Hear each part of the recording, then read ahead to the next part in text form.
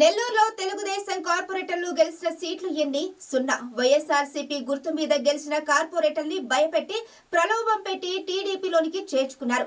Rule ప్రకారం చూస్తే ఇప్పటి వాళ్ళు వైఎస్ఆర్సీపీ కార్పొరేటర్లే.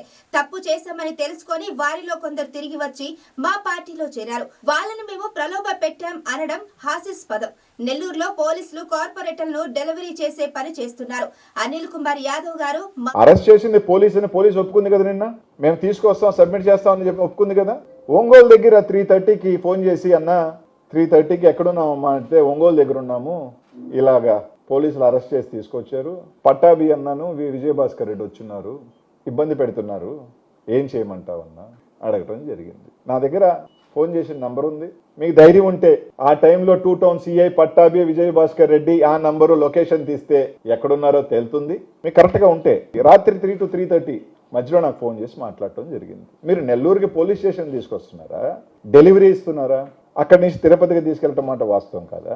పొద్దున్నే ఒక ఆడియో ఇప్పించి వైసీపీకి షాక్, మాకు నంబరే లేదు, మేము పోటీ చేస్తామో కూడా ఇంకా డిక్లేర్ కాలేదు, మేము దాని మీద మా అధిష్టానం కానీ మా కార్పొరేట్ నిర్ణయమే తీసుకోలేదు, మాకు పోయేదేం లేదు, ఈ మేయర్ ఉన్నా మా మేయర్ కాదు, రేపు ఎక్కే మేయర్ అమ్మా మా మేయర్ కాదు, 8 నెలలు ఉన్న అధికారానికి ఎంతెంత ఎందుకు ఊపిరిలోడుతున్నారో మాకు అర్థం కావట్లేదు, ఇన్ని కోట్లు రూపాయలు ఎందుకు ఖర్చు పెడుతున్నారో అర్థం కావట్లేదు, దానికి మాకేం షాక్.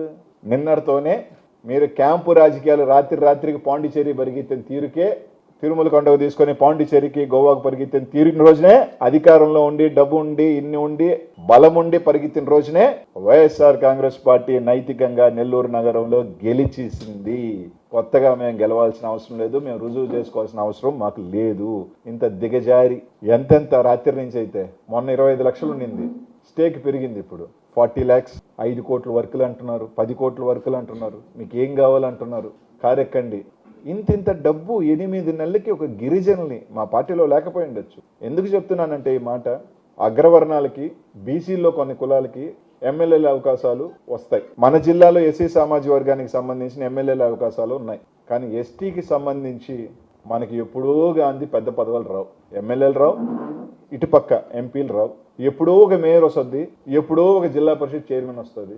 మేయర్కి ఎన్ని సంవత్సరాలకు వస్తుందో ఎందుకు చెప్తున్నాను అంటే, ఈ రోజు ఇది నాకు 2 ఎస్టీ కార్పొరేటర్లు 2014లో ఆ రోజు అధికారంలో లేకపోయినా మాతో ఉన్నారు. అదే ఎస్టీ కార్పొరేటర్ 2019లో గెలిస్తే నేను జగన్మోహన్ రెడ్డి గారి దగ్గరికి వెళ్ళి వాళ్ళకి ఒక అవకాశం ఇద్దామని అంటే, జగన్మోహన్ రెడ్డి గారు ఒక మాట అన్నారు, నెల్లూరులో యానాదులు చాలా పెద్ద సంఖ్యలో ఉన్నారు, కులానికి సంబంధించి వాళ్ళకి అవకాశం ఇస్తే చాలా బాగుంటుంది అని. ఆ రోజు జగన్మోహన్ రెడ్డి గారికి మాట కట్టుబడి మాతో ఉన్న కార్పొరేటర్లను కూడా ఉన్నా కూడా లేదు, మనం ఆ వర్గానికి మనకి ఇస్తే బాగుంటుంది అని చెప్పి ఆ రోజు ఒక వ్యక్తిని చేయడం జరిగింది. ఈరోజు పార్టీ లేదన్నా కానీ ఈరోజు ఉండొచ్చు, పోవచ్చు, ఇంకొకరు ఈ పార్టీలో ఉండొచ్చు, ఆ పార్టీలో ఉండొచ్చు రాజకీయాలు.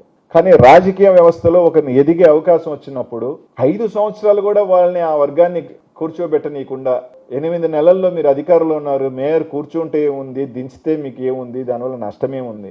ఆ సామాజిక వర్గానికి ఒక అవకాశం వచ్చింది, 5 సంవత్సరాలు ఉంచి వాళ్ళు కూడా 5 సంవత్సరాలు మాకు కూడా ఒక రాజ్యాధికారం వచ్చింది అని చెప్పుకునే అవకాశాన్ని మీరు ఎందుకు తీసుకుంటున్నారు? 8 నెలల వల్ల మీకు ఏమొస్తుంది?